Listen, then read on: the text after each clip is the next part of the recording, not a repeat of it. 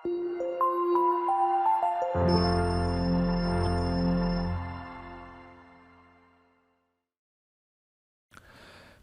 ಸ್ನೇಹಿತರೆ, ಅಮೋಘ ವರ್ಷ ಕೋಚಿಂಗ್ ಸೆಂಟರ್ ಯೂಟ್ಯೂಬ್ ಚಾನಲ್ಗೆ ನಿಮಗೆಲ್ಲ ಸ್ವಾಗತ. ಇವತ್ತಿನ ಪ್ರಮುಖವಾದಂತಹ ಕರೆಂಟ್ ಅಫೇರ್ಸ್ ಟಾಪಿಕ್ಗಳನ್ನು ಡಿಸ್ಕಸ್ ಮಾಡೋಣ. ಕಳೆದ ಸೆಷನ್ನಲ್ಲಿ ಕೇಳಲಾದಂತಹ ಪ್ರಶ್ನೆಯ ಸರಿಯಾದ ಉತ್ತರ ಏನು ಅಂತ ಮೊದಲು ತಿಳಿದುಕೊಳ್ಳೋಣ. ಇಂಡೋ ಟಿಬೇಟನ್ ಬಾರ್ಡರ್ ಪೊಲೀಸ್ ಪಡೆಯನ್ನು ಭಾರತದಲ್ಲಿ ಯಾವ ವರ್ಷದಂದು ಸ್ಥಾಪಿಸಲಾಯಿತು ಅಂತ ಪ್ರಶ್ನೆಯನ್ನು ಕೇಳಲಾಗಿತ್ತು. ಆಪ್ಷನ್ಗಳಲ್ಲಿ 1950, 1937, 1962 ಅಥವಾ 1988 ಅಂತ ನೀಡಲಾಗಿತ್ತು. ಸೊ ಸರಿಯಾದ ಉತ್ತರ ಏನು ಅಂತಂದರೆ ಆಪ್ಷನ್ 3, 1962ನೇ ಇಸವಿಯಲ್ಲಿ ITBP ಪಡೆ ಅಥವಾ ಇಂಡೋ ಟಿಬೇಟನ್ ಬಾರ್ಡರ್ ಪೊಲೀಸ್ ಪಡೆಯನ್ನು ಸ್ಥಾಪನೆ ಮಾಡಲಾಗಿತ್ತು. ಮುಖ್ಯವಾಗಿ 1962ರಲ್ಲಿ ನಡೆದಂತಹ ಭಾರತ ಮತ್ತು ಚೀನಾದ ಯುದ್ಧದ ಹಿನ್ನೆಲೆಯಲ್ಲಿ ಈ ಒಂದು ಪಡೆಯನ್ನು ಸ್ಥಾಪನೆ ಮಾಡಲಾಗಿತ್ತು. ಸದ್ಯಕ್ಕೆ ಇದು ನಮ್ಮ ಕೇಂದ್ರ ಗೃಹ ಸಚಿವಾಲಯದ ಅಡಿಯಲ್ಲಿ ಕೆಲಸ ಮಾಡುವಂತಹ ಒಂದು ಪೊಲೀಸ್ ಪಡೆಯಾಗಿದೆ, Indo Tibetan border police. Answer ಮಾಡಿದಂತಹ ಎಲ್ಲ ಸ್ಟೂಡೆಂಟ್ಸ್ಗಳಿಗೆ congratulations, thank you so much. ಮತ್ತು ನಿಮ್ಮ ಒಪಿನಿಯನ್ಗಳನ್ನು ಕಮೆಂಟ್ ಮಾಡಿದಂತಹ ಸ್ಟೂಡೆಂಟ್ಸ್ಗಳಿಗೂ ಕೂಡ ಥ್ಯಾಂಕ್ ಯು. ಇದೇ ರೀತಿಯಾಗಿ ಡಿಸ್ಕಷನ್ನಲ್ಲಿ ಭಾಗವಹಿಸ್ತಾ ಇರಿ, ನಿಮ್ಮ ಆನ್ಸರ್ಗಳನ್ನು ಒಪಿನಿಯನ್ಗಳನ್ನು ಕಮೆಂಟ್ ಮಾಡ್ತಾ ಇರಿ ಅಂತ ಹೇಳ್ತಾ ಇವತ್ತಿನ ಪ್ರಶ್ನೆ ಏನು ಅಂತ ನೋಡೋಣ. ಇವತ್ತಿನ ಪ್ರಶ್ನೆ: ಭಾರತದಲ್ಲಿ ಈ ಕೆಳಗಿನ ಯಾವ ಸಂಸ್ಥೆಯಿಂದ ಪ್ರತಿಷ್ಠಿತ ಉಸ್ತಾದ್ ಬಿಸ್ಮಿಲ್ಲಾ ಖಾನ್ ಯುವ ಪುರಸ್ಕಾರವನ್ನು ನೀಡಲಾಗುತ್ತೆ ಅಂತ ಪ್ರಶ್ನೆ ಇದೆ. ಆಪ್ಷನ್ 1 ಕೇಂದ್ರ ಸಂಸ್ಕೃತಿ ಸಚಿವಾಲಯ, ಆಪ್ಷನ್ 2 ಕೇಂದ್ರ ಸಾಹಿತ್ಯ ಅಕಾಡೆಮಿ, ಆಪ್ಷನ್ 3 ಕೇಂದ್ರೀಯ ಸಂಗೀತ ನಾಟಕ ಅಕಾಡೆಮಿ ಅಥವಾ ಆಪ್ಷನ್ 4 ಕೇಂದ್ರೀಯ ಕಲಾ ಪರಿಷತ್ ಅಂತ ಇದೆ. ಈ ಉಸ್ತಾದ್ ಬಿಸ್ಮಿಲ್ಲಾ ಖಾನ್ ಯುವ ಪುರಸ್ಕಾರವನ್ನು ನೀಡುವಂತಹ ಸಂಸ್ಥೆ ಯಾವುದು ಅಂತ ಕಮೆಂಟ್ ಬಾಕ್ಸ್ನಲ್ಲಿ ಕಮೆಂಟ್ ಮಾಡಿ. ಮುಂದಿನ ಸೆಷನ್ನಲ್ಲಿ ಇದಕ್ಕೆ ಸಂಬಂಧಪಟ್ಟಂತಹ ಮಾಹಿತಿ ಮತ್ತು ಅದರೊಂದಿಗೆ ಸರಿಯಾದ ಉತ್ತರವನ್ನು ಕೂಡ ಅಂಡರ್ಸ್ಟ್ಯಾಂಡ್ ಮಾಡ್ಕೋಣ. ಇನ್ನು ಇವತ್ತಿನ ಮೊದಲನೇ ಆರ್ಟಿಕಲ್ ಇತ್ತೀಚೆಗೆ ನ್ಯೂಸ್ನಲ್ಲಿದ್ದಂತಹ ಸುಪ್ರೀಂ ಕೋರ್ಟ್ ಕೊಲಿಜಿಯಂ ವ್ಯವಸ್ಥೆಯ ಬಗ್ಗೆ ಇದೆ. ಈ ಕೊಲಿಜಿಯಂ ವ್ಯವಸ್ಥೆ ಅಂದರೆ ಏನು ಮತ್ತು ಇದು ಯಾವ ರೀತಿಯಾಗಿ ಭಾರತದಲ್ಲಿ ವಿಕಸನಗೊಂಡಿತು ಅಂತ ಡೀಟೇಲ್ ಆಗಿ ಈ ಒಂದು ಆರ್ಟಿಕಲ್ನಲ್ಲಿ ಡಿಸ್ಕಸ್ ಮಾಡೋಣ. ಅದಕ್ಕಿಂತ ಮುಂಚೆ ಕಾಂಟೆಕ್ಸ್ಟನ್ನು ಅರ್ಥ ಮಾಡ್ಕೊಳ್ಳೋದಾದರೆ, ಇತ್ತೀಚೆಗೆ ಸುಪ್ರೀಂ ಕೋರ್ಟ್ ಕೊಲಿಜಿಯಂ ವ್ಯವಸ್ಥೆಯಿಂದ ಬಾಂಬೆ, ಕರ್ನಾಟಕ ಮತ್ತು ಮದ್ರಾಸ್ ಹೈಕೋರ್ಟ್ಗಳ ನ್ಯಾಯಾಧೀಶರನ್ನು ಶಿಫಾರಸು ಮಾಡಲಾಗಿದೆ ಅಂತ ನ್ಯೂಸ್ನಲ್ಲಿ ಈ ಕೊಲಿಜಿಯಂ ವ್ಯವಸ್ಥೆ ಪಬ್ಲಿಷ್ ಆಗಿತ್ತು. ಸೊ ಇದೇ ಒಂದು ಸಂದರ್ಭದಲ್ಲಿ 4 ವಕೀಲರನ್ನು ಪ್ರಮೋಷನ್ ಮಾಡಿ ಜಡ್ಜಸ್ಗಳನ್ನಾಗಿ ಮಾಡಬೇಕು ಅಂತ ಈ ಒಂದು ಕೊಲಿಜಿಯಂ ವ್ಯವಸ್ಥೆಯಿಂದ ರೆಕಮೆಂಡೇಷನನ್ನು ನೀಡಲಾಗಿದೆ ಅಂತ ಕೂಡ ಮಾಹಿತಿಯನ್ನು ನ್ಯೂಸ್ನಲ್ಲಿ ಪಬ್ಲಿಷ್ ಮಾಡಲಾಗಿತ್ತು.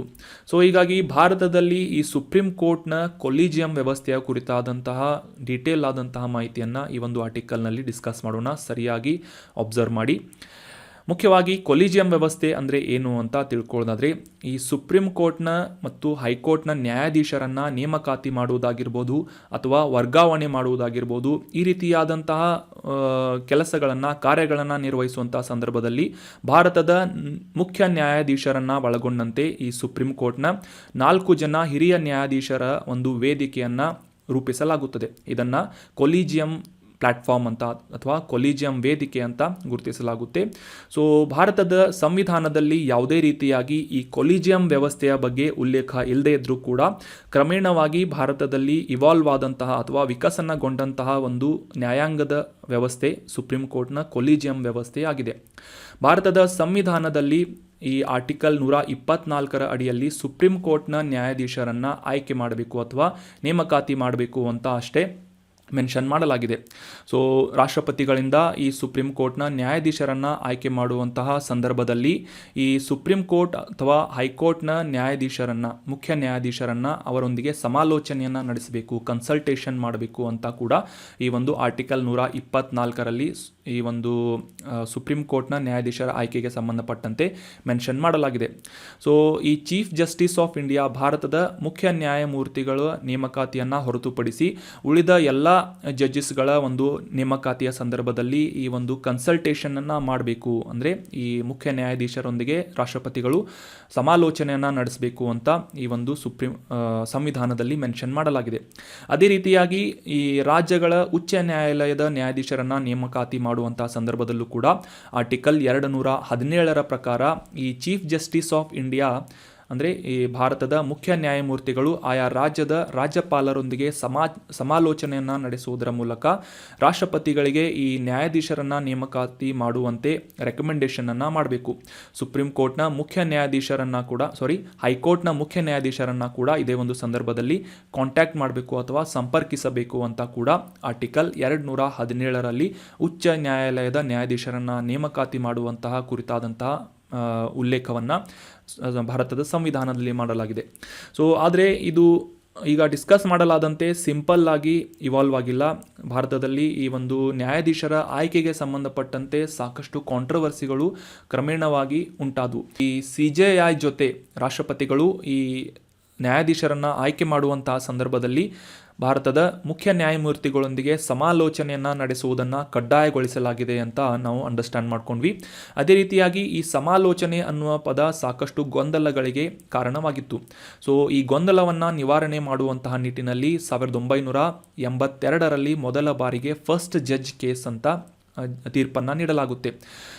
ಶ್ರೀಮತಿ ಇಂದಿರಾ ಗಾಂಧಿ ಅವರು ಪ್ರಧಾನಿಯಾದಂತಹ ಒಂದು ಸಂದರ್ಭದಲ್ಲಿ ನಡೆದಂತಹ ಈ ಮೊದಲ ನ್ಯಾಯಾಧೀಶರ ಪ್ರಕರಣ ಬಗ್ಗೆ ತಿಳ್ಕೊಳ್ಳೋದಾದರೆ, ಈ ಕಾನ್ಸ್ಟಿಟ್ಯೂಷನ್ನಲ್ಲಿ ಅಥವಾ ಭಾರತದ ಸಂವಿಧಾನದಲ್ಲಿ ಮೆನ್ಷನ್ ಮಾಡಲಾದಂತಹ ಕನ್ಸಲ್ಟೇಷನ್ ಅಥವಾ ಸಮಾಲೋಚನೆ ಅನ್ನುವ ಈ ಒಂದು ಪದದ ಅರ್ಥ ಸಹಮತ ಅಲ್ಲ ಅಂತ ಸುಪ್ರೀಂ ಕೋರ್ಟ್ನಿಂದ ಒಂದು ಜಜ್ಮೆಂಟನ್ನು ನೀಡಲಾಗುತ್ತೆ.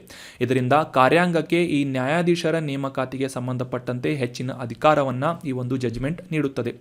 ಸೊ ಈ ಸಮಾಲೋಚನೆ ಅಂದರೆ ಕಾನ್ಕರೆನ್ಸ್ ಅಲ್ಲ, ಅಂದರೆ CJI ಅವರೊಂದಿಗೆ ಜಸ್ಟ್ ಒಂದು ಕನ್ಸಲ್ಟೇಷನ್ ಮಾಡಬೇಕು ಅಥವಾ ಸಮಾಲೋಚನೆ ನಡೆಸಬೇಕು ಹೊರತು ಈ ಮುಖ್ಯ ನ್ಯಾಯಮೂರ್ತಿಗಳ ಯಾವುದೇ ರೀತಿಯಾಗಿ ಸಹಮತಿಯ ಅವಶ್ಯಕತೆ ಇಲ್ಲ ಅಂತ ಈ ಒಂದು ಮೊದಲ ನ್ಯಾಯಾಧೀಶರ ಪ್ರಕರಣದಲ್ಲಿ 1982ರಲ್ಲಿ ಸುಪ್ರೀಂ ಕೋರ್ಟ್ ಆರ್ಡರನ್ನು ಅಥವಾ ಜಜ್ಮೆಂಟನ್ನು ನೀಡುತ್ತದೆ. ಸೊ ಇದರಿಂದ ಸಿಂಪಲ್ ಆಗಿ ನಾವು ಇಲ್ಲಿ ನೋಡ್ಬೋದು, ಶ್ರೀಮತಿ ಇಂದಿರಾ ಗಾಂಧಿ ಅವರ ಸಂದರ್ಭದಲ್ಲಿ ಪ್ರಧಾನಮಂತ್ರಿ ಆದಂತಹ ಸಂದರ್ಭದಲ್ಲಿ ಕಾರ್ಯಾಂಗಕ್ಕೆ ಈ ನ್ಯಾಯಾಧೀಶರ ನೇಮಕಾತಿಗೆ ಸಂಬಂಧಪಟ್ಟಂತೆ ಹೆಚ್ಚಿನ ಅಧಿಕಾರವನ್ನು ನೀಡಲಾಗುತ್ತೆ. ಸೊ ಆದರೂ ಕೂಡ ಈ ಗೊಂದಲಗಳು ಕಂಟಿನ್ಯೂ ಆಗಿದ್ದರಿಂದ 1993ರಲ್ಲಿ PV ನರಸಿಂಹರಾವ್ ಅವರು ಪ್ರಧಾನಮಂತ್ರಿ ಆದಂತಹ ಸಂದರ್ಭದಲ್ಲಿ ಎರಡನೇ ನ್ಯಾಯಾಧೀಶರ ಪ್ರಕರಣ ಜಜ್ಮೆಂಟ್ ಆಗುತ್ತೆ. ಈಗ ಮೊದಲು ನೀಡಿದಂತಹ ಸುಪ್ರೀಂ ಕೋರ್ಟ್ನ ಜಜ್ಮೆಂಟನ್ನು ಮತ್ತೊಮ್ಮೆ ರದ್ದುಗೊಳಿಸಲಾಗುತ್ತೆ. ಮತ್ತೊಮ್ಮೆ ಇನ್ನೊಂದು ಜಜ್ಮೆಂಟನ್ನು ನೀಡಲಾಗುತ್ತೆ. ಅದೇನು ಅಂತಂದರೆ, ಈ ಕಾನ್ಸ್ಟಿಟ್ಯೂಷನ್ನಲ್ಲಿ ಮೆನ್ಷನ್ ಮಾಡಲಾದಂತಹ ಸಮಾಲೋಚನೆಯ ಅರ್ಥ ಸಮ್ಮತಿ ಅಂತ ನಿರ್ಧಾರ ಮಾಡಲಾಗುತ್ತೆ. ಅಂದರೆ ಇಲ್ಲಿ ಮತ್ತೊಮ್ಮೆ ಈ ನ್ಯಾಯಾಂಗದ ಒಂದು ಪ್ರಾಬಲ್ಯವನ್ನು ಹೆಚ್ಚು ಮಾಡಲಾಗುತ್ತೆ. ಇಲ್ಲಿ ಅಬ್ಸರ್ವ್ ಮಾಡ್ಬೋದು ನೀವು. ಸೊ ಇಲ್ಲಿ ಕಂಪಲ್ಸರಿಯಾಗಿ ಈ ಒಂದು CJI ಅಥವಾ ಭಾರತದ ಮುಖ್ಯ ನ್ಯಾಯಮೂರ್ತಿಗಳಿಂದ ರೆಕಮೆಂಡ್ ಮಾಡಲಾದಂತಹ ಜಡ್ಜಸ್ಗಳನ್ನು ಅಥವಾ ಒಬ್ಬ ವ್ಯಕ್ತಿಯನ್ನು ಜಡ್ಜ್ ಮಾಡುವಂತಹ ಒಂದು ಬಾಧ್ಯತೆಯನ್ನು ಭಾರತದ ರಾಷ್ಟ್ರಪತಿಗಳ ಮೇಲೆ ನೀಡಲಾಗುತ್ತೆ. ಅಂತಂದರೆ ಒಮ್ಮೆ ಈ CJIನಿಂದ ಸಲಹೆ ನೀಡಿದಂತಹ ಒಬ್ಬ ವ್ಯಕ್ತಿಯನ್ನು ಕಂಪಲ್ಸರಿಯಾಗಿ ಜಡ್ಜ್ ಮಾಡಲೇಬೇಕಾದಂತಹ ಒಂದು ಬದ್ಧತೆ ರಾಷ್ಟ್ರಪತಿಗಳಿಗೆ ಬರುತ್ತದೆ. ಆದರೆ ಇಲ್ಲಿ ಒಂದು ಕಂಡೀಷನನ್ನು ಇಡಲಾಗಿದ್ದು, ಈ ಒಂದು CJI ಪವರನ್ನು ಮತ್ತೊಂದಿಷ್ಟು ಡೆಮೋಕ್ರಟೈಸ್ ಮಾಡಲಾಗಿದೆ. ಅಂದರೆ ಈ ಒಂದು ಸಂದರ್ಭದಲ್ಲಿ ಈ ವ್ಯಕ್ತಿಯ ಒಂದು ಅರ್ಹತೆಯನ್ನು ನಿರ್ಧಾರ ಮಾಡುವಂತಹ ಸಂದರ್ಭದಲ್ಲಿ ಈ ಸುಪ್ರೀಂ ಕೋರ್ಟ್ನ ಇಬ್ಬರು ಹಿರಿಯ ಇತರ ಜಡ್ಜಸ್ಗಳ ಒಂದು ಅಭಿಪ್ರಾಯವನ್ನು ಗಣನೆಗೆ ತೆಗೆದುಕೊಂಡು ಭಾರತದ ಮುಖ್ಯ ನ್ಯಾಯಮೂರ್ತಿಗಳು ಈ ಒಂದು ರೆಕಮೆಂಡೇಷನನ್ನು, ಅಂದರೆ ಈ ಒಂದು ನ್ಯಾಯಾಧೀಶರ ನೇಮಕಾತಿಯ ರೆಕಮೆಂಡೇಷನನ್ನು ರಾಷ್ಟ್ರಪತಿಗಳಿಗೆ ನೀಡಬೇಕು ಅಂತ ಈ ಒಂದು ಜಡ್ಜ್ಮೆಂಟ್ ಹೇಳುತ್ತೆ ಎರಡನೇ ನ್ಯಾಯಾಧೀಶರ ಪ್ರಕರಣದಲ್ಲಿ. ನಂತರ 5 ವರ್ಷಗಳ ನಂತರ 1998ರಲ್ಲಿ ಮೂರನೇ ನ್ಯಾಯಾಧೀಶರ ಪ್ರಕರಣ ಜಡ್ಜ್ಮೆಂಟ್ ಆಗುತ್ತೆ. ಇದರ ಪ್ರಕಾರ ಭಾರತದ ಮುಖ್ಯ ನ್ಯಾಯಮೂರ್ತಿಗಳು ಯಾವುದೇ ರೀತಿಯಾಗಿ ಈ ನ್ಯಾಯಾಧೀಶರ ನೇಮಕಾತಿಗೆ ಸಂಬಂಧಪಟ್ಟಂತಹ ರೆಕಮೆಂಡೇಷನನ್ನು ನೀಡಬೇಕು ಅಂತಂದರೆ 4 ಹಿರಿಯ ಸುಪ್ರೀಂ ಕೋರ್ಟ್ನ ನ್ಯಾಯಾಧೀಶರನ್ನು ಸಂಪರ್ಕಿಸಿ ಅವರ ಅಭಿಪ್ರಾಯವನ್ನು ಪಡೆದುಕೊಂಡು ಒಟ್ಟು 5 ಜನರ ಕೊಲಿಜಿಯಂ ವ್ಯವಸ್ಥೆಯನ್ನು ರೂಪಿಸಿ ಈ ಒಂದು ರೆಕಮೆಂಡೇಷನ್ಗಳನ್ನು ರಾಷ್ಟ್ರಪತಿಗೆ ನೀಡಬೇಕು ಅಂತ ಈ 1998ರ ಥರ್ಡ್ ಜಡ್ಜ್ ಕೇಸ್ನಲ್ಲಿ ಜಡ್ಜ್ಮೆಂಟ್ ಆಗುತ್ತದೆ. ಸೊ ಇದೇ ರೀತಿಯಾಗಿ ಭಾರತದಲ್ಲಿ ಈ ಒಂದು ಸುಪ್ರೀಂ ಕೋರ್ಟ್ನ ಕೊಲಿಜಿಯಂ ವ್ಯವಸ್ಥೆ ಡೆವಲಪ್ ಆಯಿತು ಅಥವಾ ವಿಕಸನ ಹೊಂದಿತು ಅಂತ ನಾವು ಅಂಡರ್ಸ್ಟ್ಯಾಂಡ್ ಮಾಡ್ಕೋಬೋದಾಗಿದೆ. ಈ CJI ಅವರು ಅಥವಾ ಸುಪ್ರೀಂ ಕೋರ್ಟ್ನ ಮುಖ್ಯ ನ್ಯಾಯಮೂರ್ತಿಗಳು ಈ ರೆಕಮೆಂಡೇಷನನ್ನು ನೀಡುವಂತಹ ಸಂದರ್ಭದಲ್ಲಿ ಯಾವುದೇ ಒಬ್ಬ ವ್ಯಕ್ತಿಯನ್ನು ಭಾರತದ ರಾಷ್ಟ್ರಪತಿಗಳಿಗೆ ಜಡ್ಜ್ ಆಗಿ ಮಾಡಬೇಕು ಅಥವಾ ಒಂದು ಜಡ್ಜ್ಗಳ ವರ್ಗಾವಣೆ ಮಾಡಬೇಕು ಅಂತ ರೆಕಮೆಂಡೇಷನನ್ನು ನೀಡುವಂತಹ ಸಂದರ್ಭದಲ್ಲಿ ಯಾವುದೇ ರೀತಿಯಾಗಿ ಇಬ್ಬರು ನ್ಯಾಯಾಧೀಶರು, ಈ 4 ಹಿರಿಯ ನ್ಯಾಯಾಧೀಶರಲ್ಲಿ ಇಬ್ಬರು ನ್ಯಾಯಾಧೀಶರು ಈ ಒಂದು ರೆಕಮೆಂಡೇಷನ್ಗಳಿಗೆ ರಿಜೆಕ್ಟ್ ಮಾಡಿದರೆ, ಆ ಒಬ್ಬ ವ್ಯಕ್ತಿಯನ್ನು ಅರ್ಹತೆಯನ್ನು ರಿಜೆಕ್ಟ್ ಮಾಡಿದರೆ ಯಾವುದೇ ರೀತಿಯಾಗಿ ಆ ರೆಕಮೆಂಡೇಷನನ್ನು ಶಿಫಾರಸು ಮಾಡಲು ಅವಕಾಶವನ್ನು ಈ ಒಂದು ಪ್ರಕರಣದಲ್ಲಿ ನೀಡಲಾಗಿಲ್ಲ. ಸೊ ಈ 3 ಪ್ರಕರಣಗಳು ಭಾರತದಲ್ಲಿ ಯಾವ ರೀತಿಯಾಗಿ ಈ ಕೊಲಿಜಿಯಂ ವ್ಯವಸ್ಥೆಯ ಒಂದು ಎವಲ್ಯೂಷನನ್ನು ಅಥವಾ ವಿಕಸನವನ್ನು ಮಾಡಿದವು ಅಂತ ನಾವು ಕ್ಲಿಯರ್ ಆಗಿ ಅಂಡರ್ಸ್ಟ್ಯಾಂಡ್ ಮಾಡ್ಕೊಂಡ್ವಿ. ಸುಪ್ರೀಂ ಕೋರ್ಟ್ ಅಥವಾ ಹೈಕೋರ್ಟ್ಗಳ ಮುಖ್ಯ ನ್ಯಾಯಾಧೀಶರನ್ನು ನೇಮಕ ಮಾಡುವುದಾಗಿರ್ಬೋದು ಅಥವಾ ಹೈಕೋರ್ಟ್ ನ್ಯಾಯಾಧೀಶರ ವರ್ಗಾವಣೆಗೆ ಸಂಬಂಧಪಟ್ಟಂತೆ ಈ ಒಂದು ಸರ್ಕಾರಕ್ಕೆ ರೆಕಮೆಂಡೇಷನನ್ನು ಶಿಫಾರಸುಗಳನ್ನು ಮಾಡುವಂಥ ಸಂದರ್ಭದಲ್ಲಿ ಕಂಪಲ್ಸರಿಯಾಗಿ 5 ಜನರ ಕೊಲಿಜಿಯಂ ವ್ಯವಸ್ಥೆಯನ್ನು ರೂಪಿಸಿ ಅದರಿಂದ ನಿರ್ಧಾರವಾದಂತೆ ಈ ರೆಕಮೆಂಡೇಷನ್ಗಳನ್ನು ಅಥವಾ ಶಿಫಾರಸುಗಳನ್ನು ಮುಖ್ಯ ನ್ಯಾಯಮೂರ್ತಿಗಳಿಂದ ಮಾಡಬೇಕಾಗುತ್ತೆ ರಾಷ್ಟ್ರಪತಿಗಳಿಗೆ. ಅಂತಿಮವಾಗಿ ಈ ಒಂದು ಜಡ್ಜಸ್ಗಳ ಅಪಾಯಿಂಟ್ಮೆಂಟ್ ಏನಾಗುತ್ತೆ ಇದು ಕಂಪಲ್ಸರಿಯಾಗಿ ರಾಷ್ಟ್ರಪತಿಗಳಿಂದ ಮಾತ್ರ ಆಗುತ್ತದೆ. ಸೊ ನೀವು ಸಿಂಪಲ್ ಆಗಿ ಓದಿರ್ತೀರಿ, ರಾಷ್ಟ್ರಪತಿಗಳಿಂದ ಈ ಹೈಕೋರ್ಟ್ ಆಗಿರ್ಬೋದು ಅಥವಾ ಸುಪ್ರೀಂ ಕೋರ್ಟ್ ಜಡ್ಜಸ್ಗಳ ಆಯ್ಕೆ ನೇಮಕಾತಿ ಆಗುತ್ತೆ ಅಂತ. ಸೊ ಈ ರೀತಿಯಾಗಿ ಒಂದು ಪ್ರೊಸೀಜರ್ ಮೂಲಕ ಸುಪ್ರೀಂ ಕೋರ್ಟ್ನ ಕೊಲಿಜಿಯಂ ವ್ಯವಸ್ಥೆಯ ಮೂಲಕ ಈ ಹೈಕೋರ್ಟ್ನ ನ್ಯಾಯಾಧೀಶರ ನೇಮಕಾತಿ ಆಗಿರ್ಬೋದು, ವರ್ಗಾವಣೆ ಆಗಿರ್ಬೋದು, ಅದೇ ರೀತಿಯಾಗಿ ಸುಪ್ರೀಂ ಕೋರ್ಟ್ನ ನ್ಯಾಯಾಧೀಶರ ಒಂದು ಆಯ್ಕೆ ಆಗಿರ್ಬೋದು, ಈ ಒಂದು ಪ್ರೊಸೀಜರ್ಗಳು ಕಂಡಕ್ಟ್ ಆಗುತ್ತವೆ. ಆದರೆ ಯಾವುದೇ ರೀತಿಯಾಗಿ ಈ ಸುಪ್ರೀಂ ಕೋರ್ಟ್ನ ಮುಖ್ಯ ನ್ಯಾಯಮೂರ್ತಿಗಳನ್ನು ಆಯ್ಕೆ ಮಾಡುವಂತಹ ಸಂದರ್ಭದಲ್ಲಿ ಈ ಕೊಲಿಜಿಯಂ ವ್ಯವಸ್ಥೆ ಇರುವುದಿಲ್ಲ, ಕನ್ಫ್ಯೂಸ್ ಮಾಡ್ಕೋಬೇಡಿ. ಇನ್ನು ಮುಂದಿನ ಆರ್ಟಿಕಲ್ ಸ್ಪೋರ್ಟ್ಸ್ಗೆ ಸಂಬಂಧಪಟ್ಟಂತಹ ಒಂದು ಆರ್ಟಿಕಲ್ ಆಗಿದೆ. ಇತ್ತೀಚೆಗೆ 2023ರ 25ನೇ ಏಷ್ಯನ್ ಅಥ್ಲೆಟಿಕ್ ಚಾಂಪಿಯನ್ಶಿಪ್ಪನ್ನು ಥೈಲ್ಯಾಂಡ್ ದೇಶದ ಬ್ಯಾಂಕಾಕ್ನಲ್ಲಿ ಆಯೋಜನೆ ಮಾಡಲಾಗಿತ್ತು. ಈ ಒಂದು ಸಂದರ್ಭದಲ್ಲಿ ಭಾರತದ ಅಥ್ಲೆಟಿಕ್ಸ್ಗಳು ಅಥವಾ ಈ ಒಂದು ಕ್ರೀಡಾಪಟುಗಳು ಒಂದು ಉತ್ತಮ ಸಾಧನೆಯನ್ನು ಮಾಡಿದ್ದಾರೆ ಅಂತ ಈ ಏಷ್ಯನ್ ಅಥ್ಲೆಟಿಕ್ಸ್ ಚಾಂಪಿಯನ್ಶಿಪ್ ಬಗ್ಗೆ ಈ ಒಂದು ಆರ್ಟಿಕಲ್ನಲ್ಲಿ ಡೀಟೇಲ್ ಆಗಿ ಡಿಸ್ಕಸ್ ಮಾಡೋಣ. ಜುಲೈ 12ರಿಂದ 16ರವರೆಗೆ ಕಂಪ್ಲೀಟ್ ಆದಂತಹ ಈ 25ನೇ ಆವೃತ್ತಿಯ ಏಷ್ಯನ್ ಅಥ್ಲೆಟಿಕ್ಸ್ ಚಾಂಪಿಯನ್ಶಿಪ್ನಲ್ಲಿ ಭಾರತ 6 ಚಿನ್ನ, 12 ಬೆಳ್ಳಿ ಮತ್ತು 9 ಕಂಚಿನ ಪದಕಗಳನ್ನು ಗೆಲ್ಲುವುದರ ಮೂಲಕ ಒಟ್ಟು 27 ಪದಕಗಳ ಒಂದು ಸಾಧನೆಯನ್ನು ಮಾಡಿದೆ. ಇದರೊಂದಿಗೆ ಚೀನಾ ಮತ್ತು ಜಪಾನ್ಗಳ ನಂತರ ಭಾರತ 3ನೇ ಸ್ಥಾನದಲ್ಲಿ ಈ ಒಂದು ಏಷ್ಯನ್ ಅಥ್ಲೆಟಿಕ್ಸ್ ಚಾಂಪಿಯನ್ಶಿಪ್ನಲ್ಲಿ ಸ್ಥಾನವನ್ನು ಪಡೆದುಕೊಂಡಿದೆ ಅಂತ ನಾವು ಅಂಡರ್ಸ್ಟ್ಯಾಂಡ್ ಮಾಡ್ಕೋಬೋದು. ಇದಕ್ಕಿಂತ ಮುಂಚೆ 2017ರಲ್ಲಿ ಭಾರತದಲ್ಲಿ ನಡೆದಂತಹ ಭುವನೇಶ್ವರದಲ್ಲಿ ನಡೆದಂತಹ ಈ ಏಷ್ಯನ್ ಅಥ್ಲೆಟಿಕ್ಸ್ ಚಾಂಪಿಯನ್ಶಿಪ್ನಲ್ಲೂ ಕೂಡ ಉತ್ತಮ ಸಾಧನೆಯನ್ನು ತೋರಿದಂತಹ ಭಾರತದ ಕ್ರೀಡಾಪಟುಗಳು 9 ಚಿನ್ನ, 6 ಬೆಳ್ಳಿ ಮತ್ತು 12 ಕಂಚಿನ ಪದಕಗಳನ್ನು ಗೆದ್ದಿದ್ರು. ಸೊ ಅದಾದ ನಂತರ ಈಗ 25ನೇ ಆವೃತ್ತಿಯಲ್ಲೂ ಕೂಡ ಉತ್ತಮ ಸಾಧನೆಯನ್ನು ಮಾಡುವುದರ ಮೂಲಕ 27 ಪದಕಗಳನ್ನು ಈ ಒಂದು ಸಂದರ್ಭದಲ್ಲಿ ಗೆದ್ದುಕೊಂಡಿದ್ದಾರೆ ಅಂತ ಈ ಒಂದು ಕಾಂಟೆಕ್ಸ್ಟನ್ನು ನಾವು ಅಂಡರ್ಸ್ಟ್ಯಾಂಡ್ ಮಾಡ್ಕೊಂಡ್ವಿ.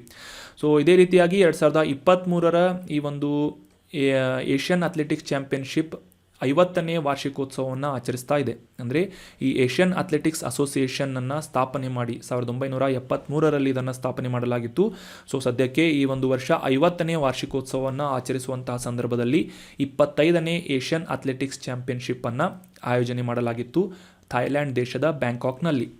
ಅಂದರೆ ಸಿಂಪಲ್ ಆಗಿ ನೀವು ಅಂಡರ್ಸ್ಟ್ಯಾಂಡ್ ಮಾಡ್ಕೋಬೋದು, ಪ್ರತಿ 2 ವರ್ಷಗಳಿಗೊಮ್ಮೆ ಈ ಏಷ್ಯನ್ ಅಥ್ಲೆಟಿಕ್ಸ್ ಚಾಂಪಿಯನ್ಶಿಪ್ಪನ್ನು ಆಯೋಜನೆ ಮಾಡಲಾಗುತ್ತೆ. ಸೊ ಈ ಒಂದು ಸಂದರ್ಭದಲ್ಲಿ ಅಂದರೆ 2023ರ ಈ ಒಂದು ಆವೃತ್ತಿಯಲ್ಲಿ ಜಪಾನ್ ಮೊದಲನೇ ಸ್ಥಾನದಲ್ಲಿದ್ದು 16 ಚಿನ್ನ, 11 ಬೆಳ್ಳಿ, 10 ಕಂಚು ಮತ್ತು ಒಟ್ಟು 37 ಪದಕಗಳನ್ನು ಗೆಲ್ಲುವುದರೊಂದಿಗೆ ಅಗ್ರಸ್ಥಾನದಲ್ಲಿದ್ದು, ನಂತರ 2ನೇ ಸ್ಥಾನದಲ್ಲಿ ಚೀನಾ ಇದೆ. 8 ಚಿನ್ನ, 8 ಬೆಳ್ಳಿ ಮತ್ತು 6 ಕಂಚುಗಳನ್ನು ಸೇರಿದಂತೆ 12 ಪದಕಗಳನ್ನು 2ನೇ ಸ್ಥಾನವನ್ನು ಅಲಂಕರಿಸುವುದರ ಮೂಲಕ ಚೀನಾ ಪಡೆದಿದೆ. ಸೊ 3ನೇ ಸ್ಥಾನದಲ್ಲಿ 27 ಪದಕಗಳನ್ನು ಗೆಲ್ಲುವುದರ ಮೂಲಕ ಭಾರತ ಈ ಒಂದು ಏಷ್ಯನ್ ಅಥ್ಲೆಟಿಕ್ಸ್ ಚಾಂಪಿಯನ್ಶಿಪ್ನಲ್ಲಿ 3ನೇ ಸ್ಥಾನವನ್ನು ಪಡೆದುಕೊಂಡಿದೆ ಅಂತ ನಾವು ಕ್ಲಿಯರ್ ಆಗಿ ಅಂಡರ್ಸ್ಟ್ಯಾಂಡ್ ಮಾಡ್ಕೊಂಡ್ವಿ. ಇನ್ನು ಮುಂದಿನ ಆರ್ಟಿಕಲ್ ಈ ಎನ್ವೈರ್ಮೆಂಟ್ಗೆ ಸಂಬಂಧಪಟ್ಟಂತಹ ಆರ್ಟಿಕಲ್ ಆಗಿದ್ದು, ಶ್ರೀವಿಲ್ಲಿಪುತ್ತೂರ್ ಮೇಘಮಲೆ ಹುಲಿ ಸಂರಕ್ಷಿತ ಪ್ರದೇಶಕ್ಕೆ ಸಂಬಂಧಪಟ್ಟಂತೆ RTI ಅನ್ನು ಫೈಲ್ ಮಾಡಲಾಗಿತ್ತು. RTI ಅಂತಂದರೆ ರೈಟ್ ಟು ಇನ್ಫಾರ್ಮೇಷನ್ ಆ್ಯಕ್ಟ್ನ ಅಡಿಯಲ್ಲಿ ಪ್ರಶ್ನೆಗಳನ್ನು ಕೇಳುವುದಕ್ಕೆ ಯಾವುದೇ ನಾಗರಿಕರಿಗೆ ಅವಕಾಶವನ್ನು ಮಾಡಿಕೊಡಲಾಗುತ್ತೆ. ಸೊ ಈ RTI ಪ್ರಶ್ನೆಗೆ ಉತ್ತರಿಸುವಂತಹ ಸಂದರ್ಭದಲ್ಲಿ ಕೆಲವೊಂದಿಷ್ಟು ಇನ್ಫಾರ್ಮೇಷನ್ಗಳು ಬಯಲಾಗಿದ್ದು, ಈ ಮೇಘಮಲೆ ವಿಭಾಗದಲ್ಲಿರುವಂತಹ ಶ್ರೀವಿಲ್ಲಿಪುತ್ತೂರ್ ಮೇಘಮಲೆ ಹುಲಿ ಸಂರಕ್ಷಿತ ಪ್ರದೇಶದಲ್ಲಿ ಅರಣ್ಯ ಇಲಾಖೆಯು 12 ಅಕ್ರಮ ಮತ್ತು ಅನಧಿಕೃತವಾದಂತಹ ರೆಸಾರ್ಟ್ಗಳನ್ನು ಗುರುತಿಸಿದೆ ಅಂತ ಈ ಒಂದು RTI ಪ್ರಶ್ನೆಯ ಮೂಲಕ ತಿಳಿದು ಬಂದಿದೆ. ಸಂರಕ್ಷಿತ ಪ್ರದೇಶವಾಗಿದ್ದರೂ ಕೂಡ ಸಾಕಷ್ಟು ಅಕ್ರಮ ರೆಸಾರ್ಟ್ಗಳನ್ನು ಇಲ್ಲಿ ನಿರ್ಮಾಣ ಮಾಡಲಾಗಿದೆ ಅಂತ ಈ ಒಂದು ಮಾಹಿತಿಯನ್ನು ಸದ್ಯಕ್ಕೆ ಪಬ್ಲಿಕ್ನಲ್ಲಿ ರಿಲೀಸ್ ಮಾಡಲಾಗಿದೆ. ಸೊ ಹೀಗಾಗಿ ನಮಗೆ ಎಕ್ಸಾಮಿನೇಷನ್ ಪಾಯಿಂಟ್ ಆಫ್ ವ್ಯೂ ಕಾಂಟೆಕ್ಸ್ಟ್ಗಿಂತ ಇಂಪಾರ್ಟೆಂಟ್ ಆದಂಥ ಈ ಒಂದು ವಿಷಯ ಏನು ಅಂತಂದರೆ, ಶ್ರೀವಿಲ್ಲಿಪುತ್ತೂರ್ ಮೇಘಮಲೆ ಹುಲಿ ಸಂರಕ್ಷಿತ ಪ್ರದೇಶ ಎಲ್ಲಿದೆ ಅಂತ ಮೊದಲಿಗೆ ತಿಳಿದುಕೊಳ್ಳೋಣ. ತಮಿಳುನಾಡಿನ ತೇಣಿ, ವಿದುರುನಗರ ಮತ್ತು ಮದುರೈ ಜಿಲ್ಲೆಗಳಲ್ಲಿ ವ್ಯಾಪಿಸಿರುವಂತಹ ಪಶ್ಚಿಮ ಘಟ್ಟಗಳ ಸಾಲಿನಲ್ಲಿ ವ್ಯಾಪಿಸಿರುವಂತಹ ಒಂದು ಹುಲಿ ಸಂರಕ್ಷಿತ ಪ್ರದೇಶ ತಮಿಳುನಾಡಿನ ಶ್ರೀವಿಲ್ಲಿಪುತ್ತೂರ್ ಮೇಘಮಲೆ ಹುಲಿ ಸಂರಕ್ಷಿತ ಪ್ರದೇಶವಾಗಿದೆ. ಇದು ಭಾರತದ 51ನೇ ಹುಲಿ ಮೀಸಲು ಪ್ರದೇಶವಾಗಿದ್ದು ತಮಿಳುನಾಡಿನ 5ನೇ ಹುಲಿ ಸಂರಕ್ಷಿತ ಪ್ರದೇಶವಾಗಿ ಗುರುತಿಸಿಕೊಳ್ಳುತ್ತೆ. ಸೊ ನೆನ್ಪಿಟ್ಕೊಳ್ಳಿ, ತಮಿಳುನಾಡಿನಲ್ಲಿ ಒಟ್ಟು 5 ಟೈಗರ್ ರಿಸರ್ವ್ಗಳು ಲೊಕೇಟ್ ಆಗಿವೆ. ಇದಕ್ಕಿಂತ ಮುಂಚೆ ಗಿಡ್ಸ್ ಅಳಿಲು ವನ್ಯಜೀವಿ ಅಭಯಾರಣ್ಯ ಮತ್ತು ಮೇಘಮಲೆ ವನ್ಯಜೀವಿ ಅಭಯಾರಣ್ಯವನ್ನು ಸಂಯೋಜನೆ ಮಾಡುವುದರ ಮೂಲಕ ಫೆಬ್ರವರಿ 2021ರಲ್ಲಿ ಈ ಹುಲಿ ಸಂರಕ್ಷಿತ ಪ್ರದೇಶವನ್ನು ಶ್ರೀವಿಲ್ಲಿಪುತ್ತೂರ್ ಮೇಘಮಲೆ ಹುಲಿ ಸಂರಕ್ಷಿತ ಪ್ರದೇಶವನ್ನು ಟೈಗರ್ ರಿಸರ್ವ್ ಅಂತ ಘೋಷಣೆ ಮಾಡಲಾಗುತ್ತೆ. ಕೇರಳದ ಪೆರಿಯಾರ್ ಹುಲಿ ಸಂರಕ್ಷಿತ ಪ್ರದೇಶ ಮತ್ತು ತಮಿಳುನಾಡಿನ ದಕ್ಷಿಣದ ಕಲಕ್ಕಾಡ್ ಮುಂಡಂತುರೈ ಹುಲಿ ಸಂರಕ್ಷಿತ ಪ್ರದೇಶದ ನಡುವೆ ಕನೆಕ್ಷನನ್ನು ಅಥವಾ ಒಂದು ಕಾರಿಡಾರ್ ಆಗಿ ರೂಪುಗೊಂಡಿರುವಂತಹ ಒಂದು ಸಂರಕ್ಷಿತ ಪ್ರದೇಶ ಈ ಶ್ರೀವಿಲ್ಲಿಪುತ್ತೂರ್ ಮೇಘಮಲೆ ಟೈಗರ್ ರಿಸರ್ವ್ ಆಗಿದೆ. ವೈಗೈ ನದಿಗೆ ಹೆಚ್ಚಿನ ಒಂದು ನೀರಿನ ಮಟ್ಟವನ್ನು ಏರಿಸಲು ಈ ಒಂದು ಸಂರಕ್ಷಿತ ಪ್ರದೇಶ ಸಹಾಯ ಮಾಡುತ್ತದೆ. ಯಾವ ರೀತಿ ಅಂತಂದರೆ, ಈ ಒಂದು ವೈಗೈ ನದಿಯ ಪ್ರಾಥಮಿಕ ಜಲಾನಯನ ಪ್ರದೇಶದಲ್ಲಿನ ಮೇಘಮಲೆಗೆ SMTR ಅಥವಾ ಈ ಶ್ರೀವಿಲ್ಲಿಪುತ್ತೂರ್ ಮೇಘಮಲೆ ಹುಲಿ ಸಂರಕ್ಷಿತ ಪ್ರದೇಶ ರಕ್ಷಣೆಯನ್ನು ನೀಡುವುದರಿಂದ ಈ ವೈಗೈ ನದಿಗೆ ಅತಿ ಹೆಚ್ಚಿನ ಒಂದು ನೀರನ್ನು ಒದಗಿಸಲಾಗುತ್ತೆ ಅಥವಾ ಈ ಒಂದು ಪ್ರದೇಶದಿಂದ ಹೆಚ್ಚಿನ ನೀರನ್ನು ವೈಗೈ ನದಿ ಪಡೆಯುತ್ತದೆ. ಸೊ ನೆನ್ಪಿಟ್ಕೊಳ್ಳಿ, ತಮಿಳುನಾಡಿನಲ್ಲಿ ಈ ವೈಗೈ ನದಿ ಹರಿಯುತ್ತೆ ಅಂತ. ಅದೇ ರೀತಿಯಾಗಿ ಇಲ್ಲಿ ಸಾಮಾನ್ಯವಾಗಿ ಉಷ್ಣವಲಯದ ನಿತ್ಯ ಹರಿದ್ವರ್ಣ ಕಾಡುಗಳಿಗೆ ಸಂಬಂಧಪಟ್ಟಂತಹ ಮರಗಳು, ಅರೆ ನಿತ್ಯ ಹರಿದ್ವರ್ಣ ಕಾಡುಗಳಿಗೆ ಸಂಬಂಧಪಟ್ಟಂತಹ ಮರಗಳು, ಒಣ ಎಲೆ ಉದುರುವಂತಹ ತೇವಾಂಶವುಳ್ಳ ಮಿಶ್ರ ಎಲೆ ಉದುರುವಂತಹ ಕಾಡುಗಳು ಮತ್ತು ಹುಲ್ಲುಗಾವಲಿನಂತಹ ಮಿಶ್ರವಾದಂತಹ ವೈವಿಧ್ಯಮಯವಾದಂತಹ ಒಂದು ಸಸ್ಯವರ್ಗವನ್ನು ಈ ಶ್ರೀವಿಲ್ಲಿಪುತ್ತೂರ್ ಮೇಘಮಲೆ ಹುಲಿ ಸಂರಕ್ಷಿತ ಪ್ರದೇಶ ಹೊಂದಿದೆ. ಆಗಲೇ ಡಿಸ್ಕಸ್ ಮಾಡಿದ ಹಾಗೆ ತಮಿಳುನಾಡಿನಲ್ಲಿ ಒಟ್ಟು 5 ಹುಲಿ ಸಂರಕ್ಷಿತ ಪ್ರದೇಶಗಳು ಇವೆ ಅಂತ ತಿಳ್ಕೊಂಡ್ವಿ. ಮೊದಲನೇದಾಗಿ ಈ ಶ್ರೀವಿಲ್ಲಿಪುತ್ತೂರ್ ಮೇಘಮಲೆ ಹುಲಿ ಸಂರಕ್ಷಿತ ಪ್ರದೇಶ, ನಂತರ ಆನೆಮಲೆ ಹುಲಿ ಸಂರಕ್ಷಿತ ಪ್ರದೇಶ, ಕಲಕ್ಕಾಡ್ ಮುಂಡಂತುರೈ ಹುಲಿ ಸಂರಕ್ಷಿತ ಪ್ರದೇಶ, ನಂತರ ಈ ಸತ್ಯಮಂಗಲಂ ಹುಲಿ ಸಂರಕ್ಷಿತ ಪ್ರದೇಶ, ನಂತರ 5ನೇದು ಮುದುಮಲೆ ಹುಲಿ ಸಂರಕ್ಷಿತ ಪ್ರದೇಶ. ಈ ರೀತಿಯಾಗಿ ಒಟ್ಟು 5 ಹುಲಿ ಸಂರಕ್ಷಿತ ಪ್ರದೇಶಗಳನ್ನು ತಮಿಳುನಾಡು ಹೊಂದಿದೆ. ಅದೇ ರೀತಿಯಾಗಿ ಇದಕ್ಕೆ ಒಂದು ಸಪ್ಲಿಮೆಂಟರಿ ಕ್ವಶನ್, ಈಗ ಕರ್ನಾಟಕದಲ್ಲಿ ಒಟ್ಟು ಎಷ್ಟು ಹುಲಿ ಸಂರಕ್ಷಿತ ಪ್ರದೇಶಗಳು ಇವೆ ಅಂತ ತಿಳ್ಕೊಂಡು ಕಮೆಂಟ್ ಬಾಕ್ಸ್ನಲ್ಲಿ ಕಮೆಂಟ್ ಮಾಡಬೇಕು. ಇನ್ನು ಮುಂದಿನ ಆರ್ಟಿಕಲ್ ಕರ್ನಾಟಕದ ಈ ಗೃಹಲಕ್ಷ್ಮಿ ಯೋಜನೆಯ ಕುರಿತಾದಂತಹ ಮಾಹಿತಿಯನ್ನು ಡೀಟೇಲ್ ಆಗಿ ಡಿಸ್ಕಸ್ ಮಾಡೋಣ. ಮೊದಲಿಗೆ ಕಾಂಟೆಕ್ಸ್ಟನ್ನು ಅರ್ಥ ಮಾಡ್ಕೊಳ್ಳೋದಾದರೆ, ಜುಲೈ 19ನೇ ತಾರೀಕಿನಿಂದ ಕರ್ನಾಟಕದ ಈ ಒಂದು ಗೃಹಲಕ್ಷ್ಮಿ ಯೋಜನೆಗೆ ಸಂಬಂಧಪಟ್ಟಂತೆ ರಿಜಿಸ್ಟ್ರೇಷನ್ ಮಾಡುವಂತಹ ಒಂದು ಪ್ರಕ್ರಿಯೆ ಪ್ರಾರಂಭವಾಗಿದೆ. ಕರ್ನಾಟಕದ ಸರ್ಕಾರದಿಂದ ನೀಡಲಾಗುವಂತಹ ಈ ಒಂದು ಪ್ರತಿ ಮನೆಗೆ ಯಜಮಾನಿಗೆ ಆರ್ಥಿಕ ಸಹಾಯವನ್ನು ಒದಗಿಸುವಂತಹ ಪರಿಣಾಮಕಾರಿ ಯೋಜನೆ ಕರ್ನಾಟಕದ ಗೃಹಲಕ್ಷ್ಮಿ ಯೋಜನೆಯಾಗಿ ಗುರುತಿಸಿಕೊಳ್ತಾ ಇದೆ. ಸೊ ಮುಖ್ಯವಾಗಿ ಈ ಕಾಂಗ್ರೆಸ್ ಸರ್ಕಾರ ಅಧಿಕಾರಕ್ಕೆ ಬಂದ 2 ತಿಂಗಳೊಳಗೆ ತನ್ನ ಗ್ಯಾರಂಟಿಗಳನ್ನು ಪೂರೈಕೆ ಮಾಡುವಂತಹ ಅಥವಾ ಪೂರೈಸುವಂತಹ ಒಂದು ಉತ್ಸಾಹದಲ್ಲಿದ್ದು, ಸದ್ಯಕ್ಕೆ ಗೃಹಲಕ್ಷ್ಮಿ ಯೋಜನೆಯ ಅಡಿಯಲ್ಲಿ 19ನೇ ತಾರೀಕಿನಿಂದ ಈ ಒಂದು ರಿಜಿಸ್ಟ್ರೇಷನ್ಗಳನ್ನು ಸ್ಟಾರ್ಟ್ ಮಾಡಲಾಗಿದೆ ಅಂತ ಈ ಒಂದು ರೀಸೆಂಟಾಗಿ ಈ ಒಂದು ಯೋಜನೆ ನ್ಯೂಸ್ನಲ್ಲಿತ್ತು. ಸೊ ಹೀಗಾಗಿ ಈ ಒಂದು ಯೋಜನೆ ಕುರಿತಾದಂತಹ ಡೀಟೇಲ್ ಮಾಹಿತಿಗಳನ್ನು ಈ ಒಂದು ಆರ್ಟಿಕಲ್ನಲ್ಲಿ ಡಿಸ್ಕಸ್ ಮಾಡೋಣ. ಮೊದಲಿಗೆ ಕರ್ನಾಟಕದ ಪ್ರತಿ ಮನೆಯಲ್ಲೂ ಕೂಡ ಮಹಿಳಾ ಯಜಮಾನಿಗೆ ಅಥವಾ ಆ ಮನೆಯ ಯಜಮಾನಿಗೆ ಪ್ರತಿ ತಿಂಗಳಿಗೆ 2,000 ರೂಪಾಯಿಗಳ ಆರ್ಥಿಕ ಸಹಾಯವನ್ನು ನೀಡುವಂತಹ ಒಂದು ಯೋಜನೆ ಕರ್ನಾಟಕದ ಗೃಹಲಕ್ಷ್ಮಿ ಯೋಜನೆಯಾಗಿದೆ. ಆಗಸ್ಟ್ 15 ಅಥವಾ 20ರವರೆಗೆ ಈ ಯೋಜನೆಯಡಿಯಲ್ಲಿ ಮೊತ್ತವನ್ನು ಕೂಡ ನೀಡಲಾಗುವುದು ಫಲಾನುಭವಿಗಳಿಗೆ ಅಂತ ಸರ್ಕಾರದಿಂದ ಘೋಷಣೆ ಮಾಡಲಾಗಿದ್ದು, ಈ ನೋಂದಣಿ ಪ್ರಕ್ರಿಯೆ ಏನಿದೆ ಮುಂದಿನ 1 ವರ್ಷದವರೆಗೆ ಮುಂದುವರಿಯಲಿದೆ ಅಂತ ಕೂಡ ರೆಕಾರ್ಡ್ ಮಾಡಲಾಗಿದೆ.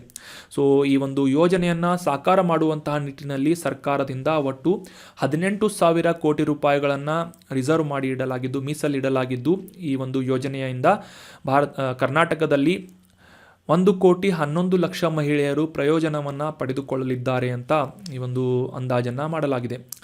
ಮುಖ್ಯವಾಗಿ ಕರ್ನಾಟಕದ ಮಹಿಳಾ ಮತ್ತು ಮಕ್ಕಳ ಅಭಿವೃದ್ಧಿ ಸಚಿವಾಲಯದ ಅಡಿಯಲ್ಲಿ ಈ ಒಂದು ಕರ್ನಾಟಕದ ಗೃಹಲಕ್ಷ್ಮಿ ಯೋಜನೆಯನ್ನು ಅನುಷ್ಠಾನ ಮಾಡಿಕೊಳ್ಳಲಾಗ್ತಾ ಇದ್ದು, ಈ ಸಚಿವರಾದಂತಹ ಈ ಮಹಿಳಾ ಮತ್ತು ಮಕ್ಕಳ ಅಭಿವೃದ್ಧಿ ಸಚಿವರಾದಂತಹ ಲಕ್ಷ್ಮೀ ಹೆಬ್ಬಾಳ್ಕರ್ ಅವರು ಕರ್ನಾಟಕದ BPL ಮತ್ತು APL ಕಾರ್ಡುಗಳನ್ನು ಹೊಂದಿದಂತಹ ಕರ್ನಾಟಕದ ಪ್ರತಿ ಕುಟುಂಬದ ಮಹಿಳಾ ಮುಖ್ಯಸ್ಥರಿಗೆ ಅಥವಾ ಮಹಿಳಾ ಯಜಮಾನಿಗೆ ಈ ಒಂದು ಪ್ರಯೋಜನವನ್ನು ನೀಡಲಾಗುವುದು ಅಂತ ಅರ್ಹತೆಗಳನ್ನು ಪಬ್ಲಿಷ್ ಮಾಡಿದ್ದಾರೆ.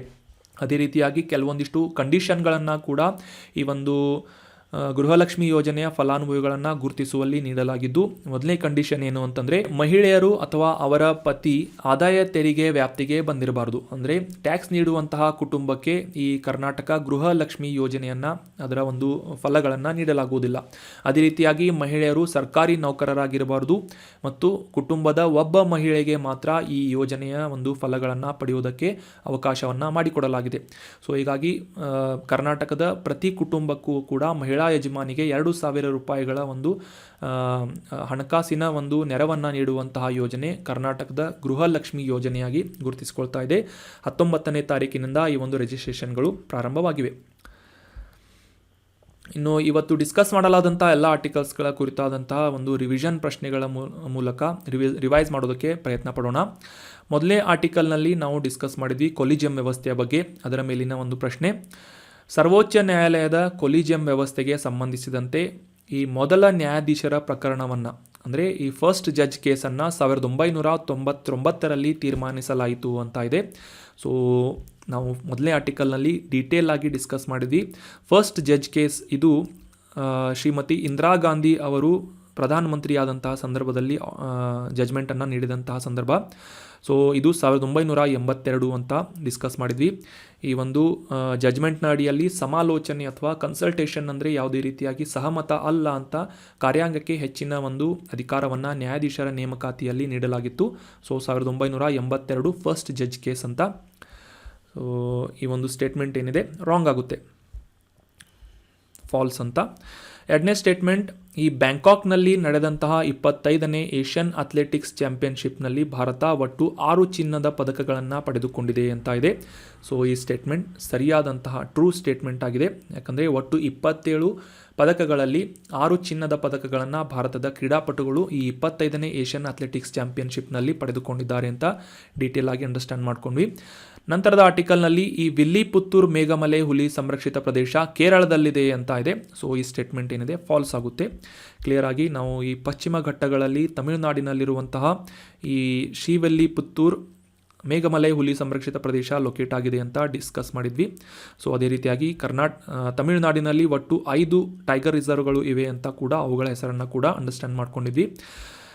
ಮುಂದಿನ ಸ್ಟೇಟ್ಮೆಂಟ್ ಏನು ಅಂತಂದರೆ, ಕರ್ನಾಟಕದ ಈ ಗೃಹಲಕ್ಷ್ಮಿ ಯೋಜನೆಯು ಮನೆಯೊಂದರ ಮಹಿಳಾ ಯಜಮಾನಿಗೆ ತಿಂಗಳಿಗೆ 2,000 ರೂಪಾಯಿಗಳ ಆರ್ಥಿಕ ಸಹಾಯವನ್ನು ಒದಗಿಸುವಂತಹ ನಿಟ್ಟಿನಲ್ಲಿ ಪ್ರಾರಂಭಿಸಲಾದಂತಹ ಯೋಜನೆಯಾಗಿದೆ ಅಂತ ಇದೆ.